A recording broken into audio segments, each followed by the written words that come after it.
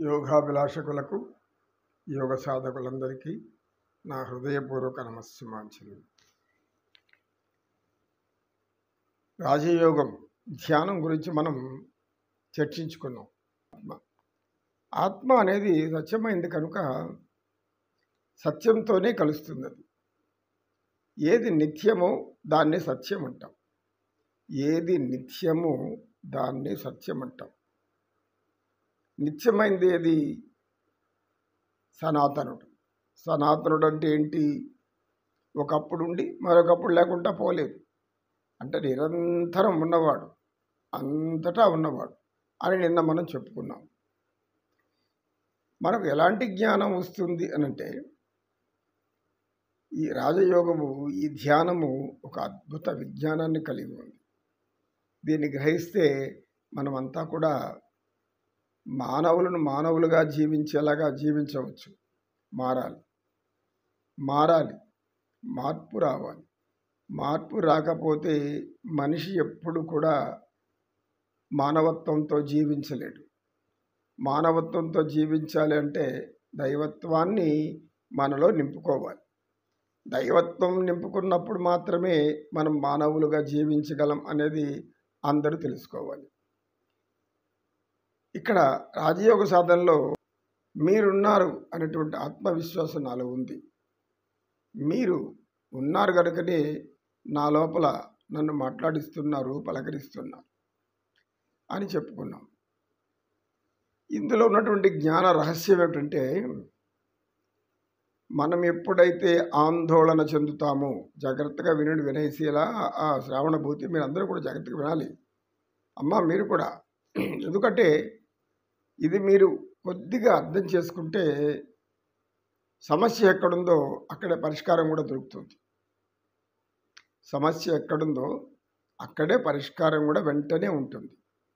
అది అలా సమస్యలతో పరిష్కారం తెలియకుండా జుట్టు పీక్కుంటున్నాం, గోక్కుంటున్నాం, ఎక్కడెక్కడో ఏమేమో తిరుగుతున్నాం, జ్యోతిష్యం చూపిస్తున్నాం, శాస్త్రాలు చూపిస్తున్నాం, వాళ్ళని అడుగుతున్నాం, వీళ్ళు అడుగుతున్నాం. సమస్యకు సమాధానం మనలోనే పెట్టుకొని మనం ప్రపంచమంతా తిరిగితే ఏం ప్రయోజనం అంటాడు వివేకానంద స్వామి. పతంజలి మహర్షి కూడా అదే చెప్తారు. అలాంటప్పుడు ఏం చేయాలంటే, మనసుని ప్రశాంతత చేయి. అంటే మనసుని బాహ్య ప్రపంచంలోకి పోనీయద్దు. మనం నిశ్చలంగా, నిర్మలంగా, కొద్దిసేపు సహనంతో సమస్యను దృష్టిలో పెట్టుకొని కళ్ళు మూసుకొని ఆలోచన చేయండి. చేస్తే చాలు. మీలో ఉన్నది ఎవరు? ఆత్మ, చైతన్య శక్తి. ఆ శక్తికి పరిష్కరించలేని సమస్య అంటూ ఏదీ లేదు. యుక్తితో మనం అలా ఆలోచిస్తే దాని యొక్క స్వరూపాన్ని మనకు ఉపదేశం ఇస్తుంది. అంటే సమాధానం తెలియజేస్తుంది. మనలో ఉన్న ఆత్మ అది ఒక అద్దం లాంటిది. మనం దాని ముందు ఉంచుకుంటే మన ప్రతిబింబాన్నే చూపిస్తుంది. దాని బింబాన్ని చూపించదు. అది ఎందుకు చూపెట్టదు. అద్దం మనకు ఏది తెలియదు. అద్దం ముందు నిల్చుంటే ఏమవుతుంది? మనమే కనిపిస్తాం. అదేవిధంగా ఆత్మ ముందు సమస్య పెడితే దానికి సమాధానం చూపెడుతుంది అందులోనే వెంటనే. పతంజలి మహర్షి గారు ఏమంటారంటే, మీరు సమస్య వచ్చినప్పుడు ఆందోళన పడకండి. ఆందోళన పడితే మీ లోపల ఉన్నటువంటి ఆ చైతన్య శక్తికి మధ్యలో ఉన్న అహం, బుద్ధి అవి స్థిరత్వం కోల్పోతాయి. అటు ఇటు కదులాడతాయి, ఊగులాడుతూ ఉంటాయి. అలలాగా. అంటే నీటిపైన ఒక రాయి వేస్తే తరంగాలు ఏ విధంగా ఏర్పడతాయో ఆ తరంగాల మారిగా ఈ యొక్క అహము, మనసు, బుద్ధి మూడు ఒకదానితో ఒకటి కలుషితమైపోతాయి. అప్పుడు అడుగు భాగం చూడగలుగుతామా? అడుగు భాగం మనకు స్పష్టంగా కనబడుతుందా? కనపడదు. అందుకు ఏం చేయాలి? కాసేపు నీటిని నిశ్చలంగా ఉంచేవాళ్ళు. మన మనస్సు కూడా కాసంత ఓపిక తెచ్చుకొని ప్రశాంతంగా కూర్చుంటే లోపల ఉన్న చైతన్య శక్తి నీకు సమాధానం చెప్తుంది అని పతంజలి మహర్షి అంటున్నారు. వివేకానంద స్వామి కూడా అది చెప్తున్నారు.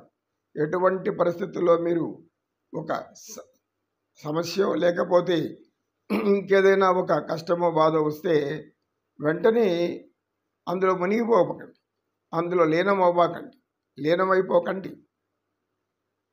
దాంతో లీనం కాకుండా మీ ఆత్మతో విలీనం అవ్వండి. ఆత్మకు విడిచిపెట్టండి, కాసేపు అలా గ్రహించండి. వెంటనే మీకు ఆందోళన, భయం, బాధ ఇవన్నీ ఉంటే ఆ యొక్క చైతన్య శక్తి అనేటువంటి ఆత్మ సరైన సమాధానం ఇవ్వదు. ఎందుకంటే నిర్ణయం మీరే తీసుకుంటా ఉంటే నేను ఎందుకు ఇవ్వాలని కూర్చోంటుంది. కనుక ఏ విధంగా నీటి పై భాగం ప్రశాంతంగా అలలేకుండా ఉన్నప్పుడు అడుగు భాగాన్ని చూడగలుగుతామో వివేకానంద స్వామి చాలా స్పష్టంగా చెప్తారు ఇక్కడ. ఇది మనకు జ్ఞానాన్ని ఇచ్చేటటువంటి సూత్రం. రాజయోగ ధ్యానంలో మనం తెలుసుకోవాల్సినటువంటి విషయం ఇదే. మనం ఏం చేయాలో ముందు ఈ ఆత్మ ఏం చేస్తుందో చూడండి. ఇప్పుడు మనం ఆత్మకు వదిలిపెట్టామనుకోండి ఆ సమస్యను, అయ్యా కాసేపు కళ్ళు మూసుకో. ఇప్పుడు ఎవరైనా యోగులు కానీ, ఋషులు కానీ, భగవంతుడు ఎవరైనా సరే మీరు ఎవరిని అడిగితే కాసేపు కళ్ళు మూసుకుంటారు. వాళ్ళు కళ్ళు మూసుకొని తర్వాత సమాధానం చెప్తారు. అంటే ఎందుకు?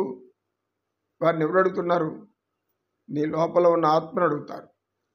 నీ యొక్క మనసు ప్రశాంతంగా ఉండాలి, అహంస ప్రశాంతంగా ఉండాలి, మరి బుద్ధి కూడా ప్రశాంతంగా ఉంటే అప్పుడు లోపల ఉన్న చైతన్యం ఏం చేస్తుంది? పరమాత్మ చెప్పిన జ్ఞానాన్ని తీసుకొని వచ్చి వెంటనే మనకు సమాధానం చెప్తుంది, సరైన సమాధానం చెప్తుంది, సమస్యకు పరిష్కారం చూపుతుంది, ఏమాత్రం సందేహం లేదు అనేటువంటిది వివేకానంద స్వామి చాలా స్పష్టంగా చెప్తున్నారు. మీరు ఆందోళన చెందితే ఏమవుతుంది? మనసు ఆందోళన అంటే అర్థమేమి? మనసు అలా తర్వాత అహం ఏం చేస్తుంది? నువ్వు కాదు నేనుండను ఇంకా అని చెప్పేసి ఇంకా పెద్ద అలలు లేపుతుంది, అది మురికి చేసేస్తుంది. బుద్ధి ఏం చేసేది పాపం? ఈ మురికిలో ఈ యొక్క ఆత్మకు చేరవేయలేదు. ఆత్మ సరైన సలహా ఇవ్వదు. మీకు సరైన సమయంలో సరైనటువంటి సలహా ఇచ్చేది ఎవరన్నా అంటే మీ లోపల ఆత్మ. మీరు జయిస్తారు కూడా.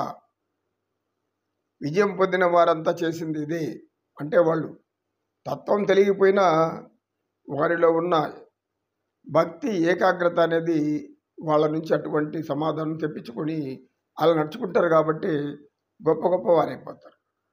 అంటే తెలిసి కొందరు, ఈ తెలియకుండా కొందరు. తెలియని వాళ్లకు మనకి ఇలాంటి జ్ఞానం కావాలి. మనలాంటి తెలియని వాళ్ళకి ఏం కావాలి? ఇలాంటి జ్ఞానం కావాలి.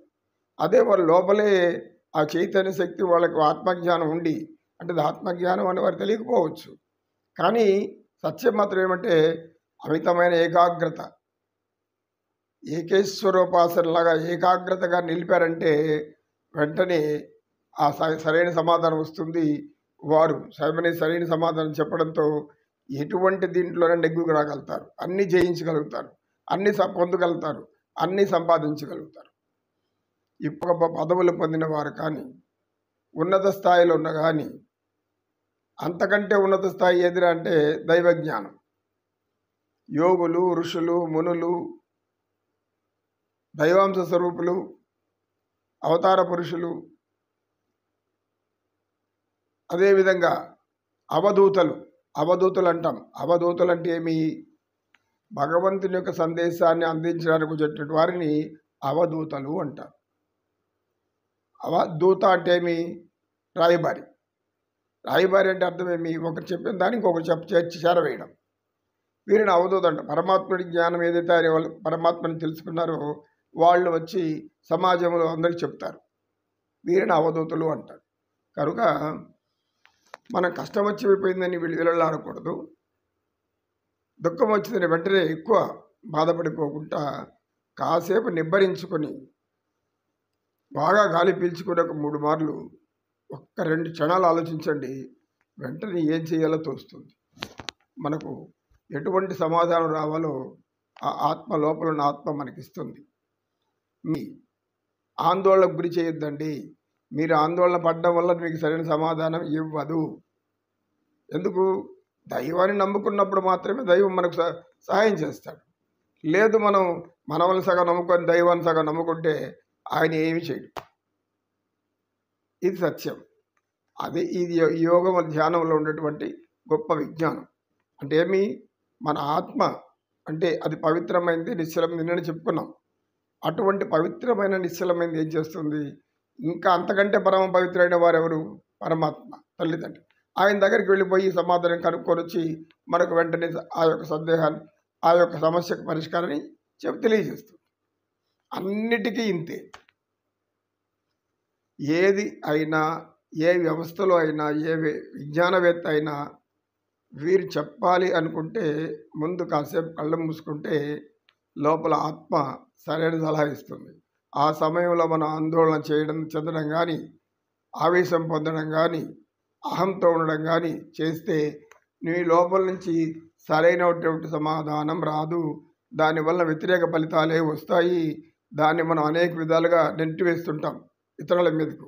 అంటే మీ వాస్తు బాగలేదు, సహజంగా లేదు, కర్మ బాగలేదు, లేదు ఇంకేదో బాగలేదు, లేదా ఎవరో ఏమో చేసేస్తారు, ఇలాంటి అనేకమైనటువంటి అనర్థపు ఆలోచనలు వస్తాయి. మీలోనే ఉన్నది పరమశక్తి, చైతన్య శక్తి పవిత్రమైంది. ఆ పవిత్రం కంటే ఇంకేమన్నా పవిత్రం ఉందా? ఎక్కడ పోయినా మనకు కావాల్సిన పవిత్రమే కదా. రాజయోగ ధ్యానం వల్ల సాధించేది ఏమంటే ప్రత్యక్షంగా దైవంతో మనమే మాట్లాడడం మాటలు కాదు, కాసేపు నిశ్చలంగా నిర్మలంగా ఉంటే వస్తుంది. ఇదే అనుభవం ప్రతి ఒక్కరికి ఉంది. చిన్నపిల్లల పరీక్షలు రాయడం మొదలుకొని, పరీక్షల్లో కూడా వీళ్ళు బాగా చదివి ఉంటారు, అక్కడికి వెళ్ళేసరికి ఆందోళన చెందుతుంది. అయ్యో మనం రాయగలుగుతామో రాయలేము, మనకు వస్తుందో రాదు అని భ్రమపడిపోయి భయపడిపోతుంటారు. అప్పుడేమవుతుంది, లోపల ఉన్న చైతన్యం సరైన సలహా ఇవ్వదు, నీకు సరైన జవాబు ఇవ్వదు, నువ్వు మర్చిపోయినట్లు అయిపోతావు, అయ్యో గుర్తుకు రాలేదే. కనుక ప్రశాంతంగా కాసేపు కళ్ళు మూసుకొని తర్వాత చూస్తే మీ ప్రశ్నలన్నిటికీ సమాధానం వెంటనే వచ్చేస్తుంది. జ్ఞానమంతా మనలోనే ఉందంటాడు వివేకానంద స్వామి.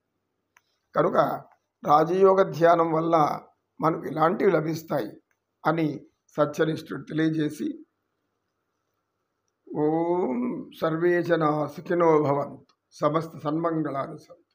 ఓం శాంతి శాంతి శాంతి. ఏతత్ సర్వం శ్రీకృష్ణార్పణమస్తు. ఓం తత్సత్.